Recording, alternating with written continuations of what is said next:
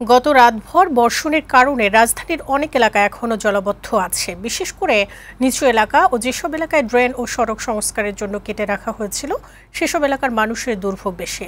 ঢাকায় গত 24 ঘন্টা 224 মিলিমিটার বৃষ্টিপাত রেকর্ড করেছে আবহাওয়া অধিদপ্তর। ফাহিম মোনায়েমের প্রতিবেদন। ঘূর্ণিঝড় রিমাল স্থল নিম্নচাপে পরিণত হয়ে সোমবার সারাদিন এবং রাত জুড়ে বৃষ্টি ঝরায় ঢাকাসহ সারা দেশে। রাজধানীতে সোমবার দিন-রাত মিলে 224 মিলিমিটার বৃষ্টি হয়। এতে ঢাকার 2 সিটি কর্পোরেশনের বিভিন্ন এলাকায় সৃষ্টি হয় জলাবদ্ধতা। মিরপুরের কাজীপাড়া, শেওড়াপাড়া, মালিবাগ, মৌচাক ও খিলগাঁও সহ বিভিন্ন এলাকার রাস্তাঘাট তলিয়ে যায়। এতে ভোগান্তিতে পড়েন সাধারণ মানুষ।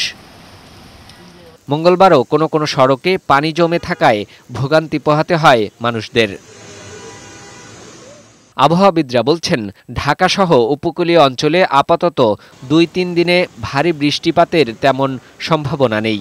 কিছু কিছু এলাকায় বিক্ষিপ্তভাবে বৃষ্টিপাত হতে পারে। সারা দেশেই বৃষ্টিপাতের রেকর্ড করা হয়েছে, কোথাও ভারী অতি ভারী বৃষ্টিপাতের রেকর্ড করা হয়েছে। আপাতত 3-4 দিন মোটামুটি বৃষ্টি ওইভাবে বাংলাদেশে ওইভাবে বৃষ্টিপাতের প্রবণতা খুবই কম।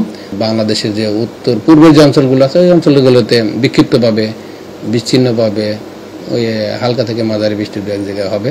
আবহাওয়া অফিস জানিয়েছে, স্থল নিম্নচাপটি সিলেট অঞ্চল দিয়ে ভারতের আসামে গিয়ে মিলে যাবে। ব্রাহ্মণবাড়িয়া, কুমিল্লা এই বেল্টে কিন্তু ওর প্রভাবে বৃষ্টিপাত হচ্ছে কিছু কিছু অঞ্চল। সিলেট থেকে আরো উত্তর পূর্ব দিকে এখন আস্তে আস্তে সে মুভমেন্ট করা শুরু করেছে।